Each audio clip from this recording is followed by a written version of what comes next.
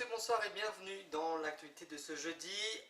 Ce sera bien sûr le même titre qu'hier soir puisque je rappelle que nous sommes en mouvement de grève ce soir. En France, les chiffres du chômage sont souvent très commentés dans les médias. Mais comment calcule-t-on le chômage? C'est notre rubrique Dessine-moi l'écho.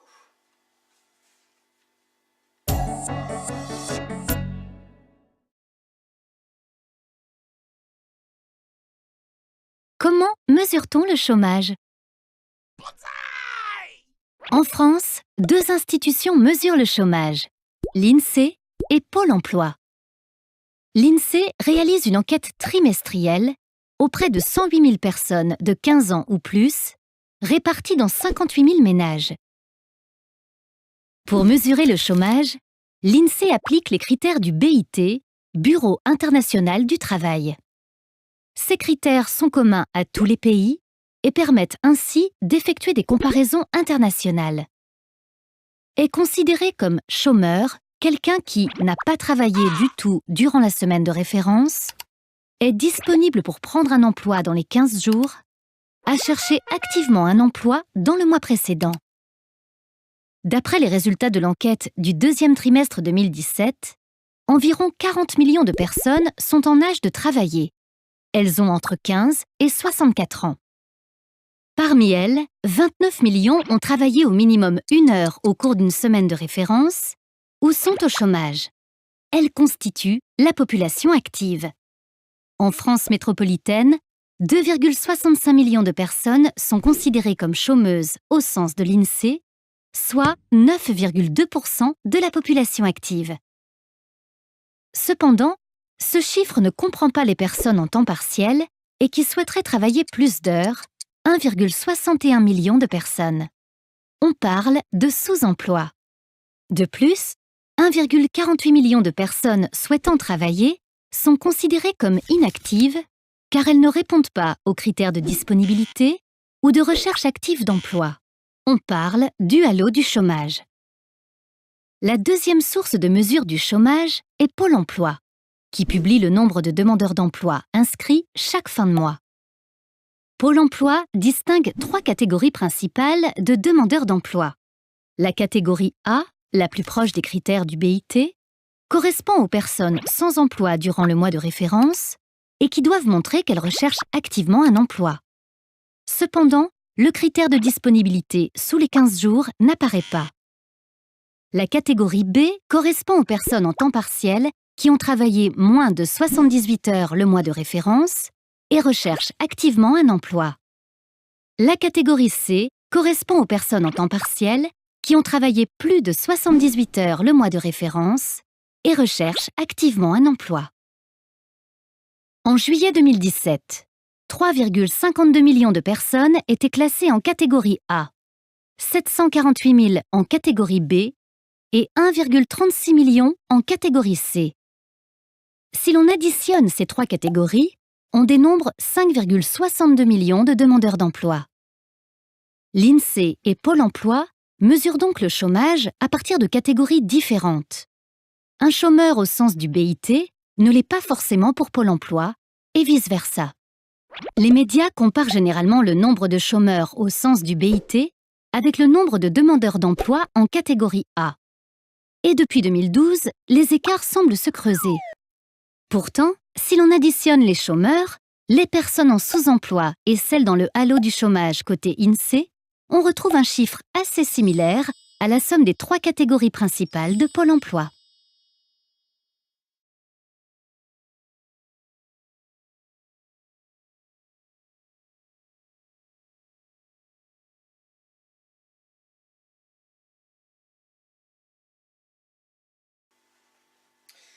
Invitée au Monde Festival dimanche dernier, l'actrice et l'autrice de 4 tonnes de Perpolis, la saga de la bande dessinée qui l'a rendue mondialement connue dans le monde entier, a évoqué la crise migratoire en Europe. Je parle bien sûr de Majam Satrapi, qui est née, je vous le rappelle, en Iran. Elle a 55 ans.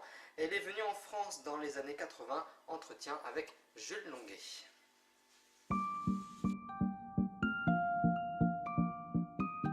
la crise des réfugiés, je suis très contente que vous ayez appelé ça des réfugiés et pas des migrants. Parce que vous savez, les migrants, c'est un mot qui m'a toujours beaucoup choquée. C'est comme si on parlait d'oiseaux migrateurs. Les migrants, ils migrent pour aller dans un endroit où il fait meilleur. C'est pas des migrants. Les gens qui sont venus, c'est des réfugiés de guerre, c'est des réfugiés politiques. Et tous ces Syriens qui sont partis, ils ne sont pas partis parce qu'ils se sont dit « Ah ouais, on va aller en France, on va danser en boîte de nuit ». C'est que les mecs, ils vont mourir, ils sont coincés entre le régime de Bachar el-Assad, le Daesh, et qu'est-ce que vous voulez qu'ils fassent? Je trouve que Angela Merkel a été la seule politicienne humaniste de l'Europe, et je suis sûre qu'elle va être rappelée comme ça dans l'histoire. Mais vous savez, je pense que le monde a énormément changé. Quand moi je suis partie dans les années 80, je suis allée voir quand même le chef de la police en Autriche, à Vienne, et il m'a demandé pourquoi j'étais là, je lui ai expliqué, et ce monsieur, il m'a embrassé sur le front, et il m'a dit « Bienvenue en Autriche, nous allons nous occuper de toi ». Et aujourd'hui, on parle des migrants et que ça nous fait peur et tout ça. Je pense que quand il y a une crise humanitaire, il faut qu'on y remédie, et puis il faut aussi arrêter détruire des frontières, détruire des machins, vous savez, on vient tous du même endroit du monde et on est tous des êtres humains. Et sérieusement, je sais, ça paraît un peu des propos internationalistes, mais c'est comme ça que ça doit se faire. Après, je pense qu'en France, on a un réel problème. C'est quand, pendant les présidentielles, je lis que 45% de l'opinion est favorable à Marine Le Pen, ça me fait très peur. Parce que je ne pense pas qu'il y a des endroits au monde où on est... Vous savez, on a la démocratie depuis très longtemps, ça ne va jamais nous arriver. Il ne faut pas être condescendant comme ça peut nous arriver. Et même si je suis sûre que quelqu'un comme Marine Le Pen ne va jamais gagner, je pense que les idées de Marine Le Pen ont fortement contaminé la société française. Il y a des choses qui étaient impossibles de dire quand je suis arrivée en France, qui sont très normales à dire. Et tout ça, sous prétexte qu'on dit « nous disons tout haut ce qu'on pense, ce que les autres pensent tout bas ». Mais vous savez pourquoi on ne dit pas les choses tout haut? Parce que c'est mal. C'est-à-dire, je vois quelqu'un qui est moche, je ne vais pas lui dire « Oh putain, tu m'as l'air vraiment moche, hein. Ah, comment tu as l'air con ?» Parce que ça s'appelle la civilité, parce qu'il y a des choses qui me traversent par la tête, qui sont mes bas instincts, et que je ne vais pas les dire, parce que je vis dans une civilisation et qu'il faut que je me comporte. C'est ça, les idées qu'on n'exprime pas. Et bien, les choses qu'on pense tout bas, et ben, on les garde tout bas, on ne les exprime pas, parce que sinon, on est plus civilisé. C'est la fin de la civilisation. Donc ce truc comme ça, ce qu'on appelle on est décomplexé, c'est juste qu'on est malotru, mal poli et raciste. Voilà, c'est tout ce que ça veut dire. Et voilà. «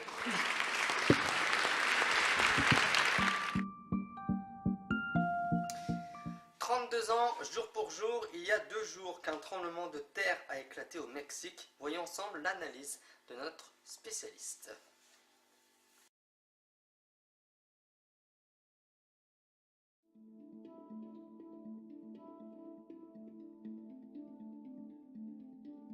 Cette zone du Mexique qui vient de produire 2 grands séismes, c'est une zone de convergence de plaques, comme on en a beaucoup autour du Pacifique, avec une plaque qui s'appelle la plaque Cocos, qui est à l'ouest du Mexique, qui se rapproche, qui se converge vers la plaque nord-américaine.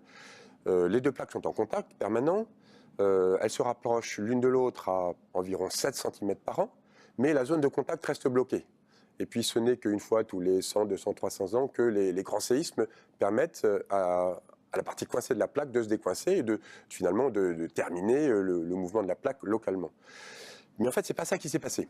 Ce qui s'est passé, c'est que cette plaque qui est coincée en contact avec la plaque américaine, elle continue à descendre, elle s'enfonce dans le manteau, un peu plus loin vers l'est. Et c'est dans cette zone un peu plus profonde, vers 50-60 km, que cette plaque qui était un peu toute seule, en fait, a cassé. Alors, pourquoi elle a cassé? D'abord parce qu'il y avait des très grandes fractures, d'anciennes failles qui préexistaient à son enfouissement. Elles ont été fabriquées lors de son enfouissement, ou même avant, lorsqu'elles étaient sous le Pacifique. Donc, ces failles-là préexistaient. Alors, pourquoi elles se sont mises à casser tout d'un coup, bien plus tard que le contact, des dizaines de millions d'années après? Eh bien, c'est que le moteur de cette convergence, c'est la traction de cette plaque, c'est son poids. Et donc, elle est tirée vers le bas. Et cette traction vers le bas l'étire. Non seulement ça l'étire, donc effectivement, ça fragilise les failles qui pourraient être sensibles à cet étirement, mais aussi elle se plie elle se plie, elle se courbe pour plonger plus vite. Et cette courbure crée en plus une extension qui va fragiliser la faille et la faire casser de temps en temps. Donc ces séismes-là sont très particuliers, mais ils ne sont pas communs au Mexique. On en a dans toutes les zones de subduction. On pense toujours au grand séisme interplaque, parce que le séisme du Japon, 2011, c'était un grand séisme interplaque. Le séisme de Sumatra, qui a fait un tsunami géant en 2004, c'était aussi un séisme interplaque. Et donc on pense à séisme interplaque en permanence. En fait, l'interplaque n'est pas l'unique moteur des séismes, il y a aussi donc cette zone profonde qui continue à casser, bien qu'elle soit plus couplée au niveau des deux plaques. Et c'est important parce que, en tout cas pour nous, pour la France, parce qu'on a une zone de subduction en France, ce sont les Antilles, Guadeloupe, Martinique et les îles plus au nord. Eh bien, la zone de contact a produit historiquement probablement un grand séisme en 1843. Encore, on n'en est pas tout à fait sûr, mais c'est probable. Mais tout récemment, en 2007, il y a eu un grand séisme en Martinique, magnitude 7,5, qui était exactement similaire à ceux qui sont produits au Mexique. Alors, pourquoi il n'a pas fait autant de dégâts? Pourquoi on n'en a pas tant parlé que ça, finalement? C'est parce qu'il était non pas à 50 km de profondeur, mais à 150, 3 fois plus loin. Donc, en gros, les ondes étaient 3 fois moins fortes. Donc, on était juste en dessous du seuil d'une destruction colossale en Martinique. On a échappé belle, on pourrait dire. Alors, suite à ces deux séismes de la plaque plongeante, qu'est-ce qui peut se passer? En fait, on est un peu perplexe parce qu'il y a quand même moins de séismes dans ces zones profondes que dans les zones interplaques. Dans les zones interplaques, on comprend comment les séismes peuvent, en gros, s'influencer les uns les autres de proche en proche, parce que c'est, en gros, c'est la même faille. On la voit, on peut la mesurer par la sismique, etc. En profondeur, on ne voit les failles que lorsqu'elles cassent. Donc on ne sait pas où sont les autres failles voisines, donc on ne sait pas du tout quelles peuvent être les répliques de ces deux séismes-là. On pourrait quand même penser que le grand magnitude 8, qui a précédé d'environ une semaine le magnitude 7, qui était quand même à peu près 500 km plus au nord-ouest, eh bien, il y a un couplage entre les deux, parce que ce sont des événements rares, qu'ils existent à, disons, une semaine, 10 jours d'intervalle. Il y a peut-être une interaction. Autrement dit, on pourrait penser que le 7, c'est une forme de réplique un peu tardive, un peu particulière de ce magnitude 8. Donc peut-il y avoir encore d'autres répliques du même acabit, magnitude 7, un peu plus proche de Mexico ou plus proche de la côte? Là, on ne peut vraiment pas dire. On n'a pas l'expérience de ces cascades de répliques pour ces séismes profonds. Ce que les sismologues savent, c'est qu'il y a quand même moins de répliques de ces séismes profonds que des séismes superficiels qu'on connaît mieux. Mais c'est tout ce qu'on peut dire.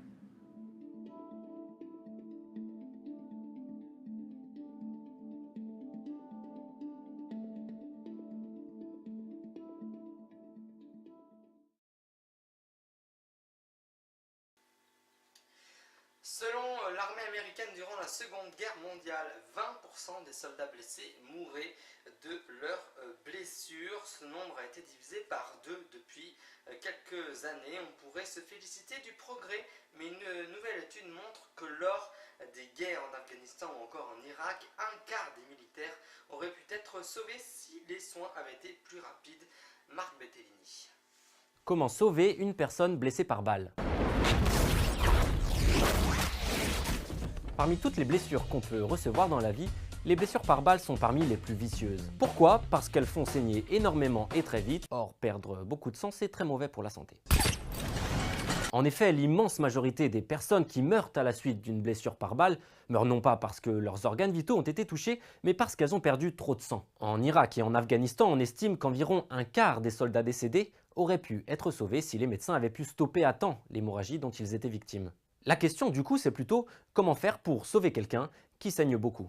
Depuis des siècles, on utilise généralement 2 méthodes. 1. Le point de compression qui consiste à appuyer sur la plaie pour que le sang ne sorte pas. 2. Le garrot qui consiste à comprimer les vaisseaux sanguins en amont de la plaie. Mais ces méthodes ont plein d'inconvénients. Le garrot ne peut être fait que sur les bras ou les jambes, sinon ça ne stoppe rien du tout. Et le point de compression marche surtout s'il y a un seul trou. Or, lors des blessures par balle, il y a souvent au moins 2 trous, puisque la balle est entrée puis sortie. Ces dernières années pourtant, des méthodes anti-hémorragiques révolutionnaires ont été mises au point. La première consiste à se servir de ça. Une seringue pleine de mini-éponges que l'on peut injecter dans la plaie. Au contact du sang, ces mini-éponges gonflent jusqu'à faire 10 fois leur taille initiale, et en moins de 15 secondes, elles forment un bouchon à l'intérieur de la plaie. Depuis 2016, la seringue à éponge, beaucoup plus efficace que le point de compression, a permis de sauver plusieurs soldats américains. Deuxième domaine de recherche, la transfusion. Lorsqu'on saigne, le corps lui-même lutte pour arrêter l'hémorragie grâce à ce qu'on appelle la coagulation. Problème, la coagulation qui fait des merveilles lorsque par exemple on se blesse avec du pain, marche beaucoup moins bien lorsqu'on est perforé par un morceau de métal lancé à 1600 km/h. Pour que ça marche mieux, en cas d'hémorragie, les médecins injectent dans les veines du patient ce qu'on appelle le plasma, le composant du sang qui contient les éléments nécessaires à la coagulation. Mais le plasma liquide se périme très vite et il est très encombrant, difficile de le transporter sur le champ de bataille. Le défi donc, c'est de le rendre plus léger et plus transportable. Comment faire? Eh bien en le lyophilisant, comme de la purée mousseline. C'est ce que sont parvenus à faire les scientifiques de l'armée française en 2011 après des années de recherche. Non seulement le plasma lyophilisé se conserve pendant 2 ans, mais en plus il convient à n'importe quel groupe sanguin, il est garanti 100% sans virus et il peut être reconstitué en seulement 3 minutes.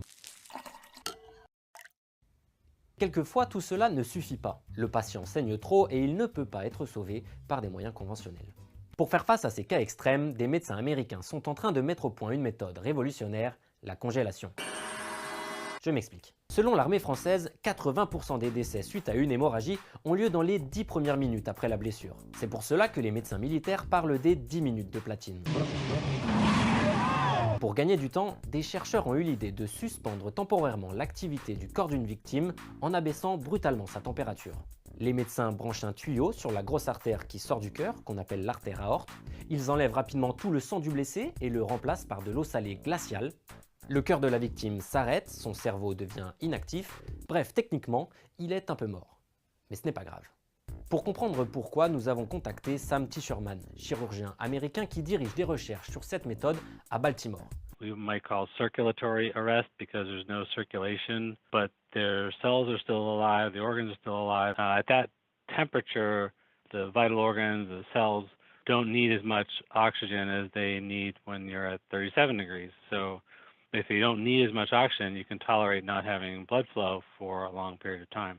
En gros, les chirurgiens placent le corps du patient en hibernation et ils ont alors plus de temps pour recoudre les plaies. Une fois les plaies recousues, le sang est réinjecté, un choc électrique relance le cœur et la victime est donc ressuscitée. La méthode a déjà été testée sur des chiens et elle offre des résultats spectaculaires.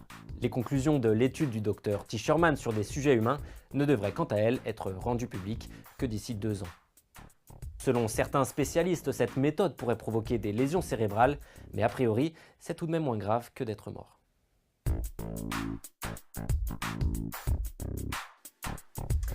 Mascarette, d'où vient cette fameuse vague très étrange qui remonte souvent les fleuves? C'est ce que nous explique en détail notre reporter Simon Lehmann et ainsi que toute son équipe de journalistes et de production. Les surfeurs sont toujours à la recherche de la meilleure vague. La plus grosse, la plus dangereuse ou la plus mythique. À Tahiti, ils ont Tiopo, Pipeline à Hawaï, Nazaré au Portugal et en France, nous avons Bellara et le Mascaret. Mais le Mascaret, qu'est-ce que c'est? À chaque changement de marée, l'eau de l'océan dont le niveau augmente s'engouffre dans l'embouchure et provoque une élévation du niveau du cours d'eau. Le Mascaret, c'est le nom donné à l'onde qui remonte donc le fleuve à contre-courant. Sur une grande partie de l'année, le phénomène ressemble plutôt à ça. Mais, sous certaines conditions, il ressemble à ça. Les vagues peuvent atteindre jusqu'à 2 mètres de hauteur et déferler sur plusieurs kilomètres avant de disparaître. Pour atteindre une telle vague, il faut 3 conditions. D'abord, le Mascaret doit se produire à marée basse et quand le coefficient de marée est supérieur à 100. Cela se produit principalement lors des marées de vives eaux, c'est-à-dire à la nouvelle et pleine lune et au moment des marées d'équinoxe. Ensuite, il faut également que le fleuve ait un gros débit et un faible niveau d'eau, car le fond doit permettre à la vague de se lever. C'est pour ça que la période dite d'étiage est la plus propice aux vagues de Mascaret. L'étiage, c'est le moment de l'année où un cours d'eau atteint son débit minimal, donc en été en France. Enfin, la forme de l'estuaire peut également jouer un rôle important dans la formation de la vague. Une forme d'entonnoir plus marquée peut par exemple favoriser l'apparition des vagues de Mascaret. En France, ces vagues sont particulièrement visibles sur la Garonne et la Dordogne. Elles peuvent atteindre 20 km/h et du fait de leur grande régularité, on peut même la surfer pendant de longues minutes. Mais ces vagues existent aussi en Chine, en Amazonie ou au Canada. Autrefois, on pouvait même l'observer sur la Seine entre Le Havre et Rouen, à Côte-de-Bec-en-Caux. À l'époque appelée bar, le mascaret pouvait atteindre jusqu'à 36 km/h et 4 mètres de hauteur. Il a même longtemps été considéré, à tort, comme la raison de l'accident de Léopoldine, fille de Victor Hugo, morte avec son mari sur la Seine. Mais dans les années 60, d'importants travaux ont été effectués pour aménager le port du Havre. La profondeur et la largeur du fleuve ont été modifiées, et le mascaret de la Seine a disparu.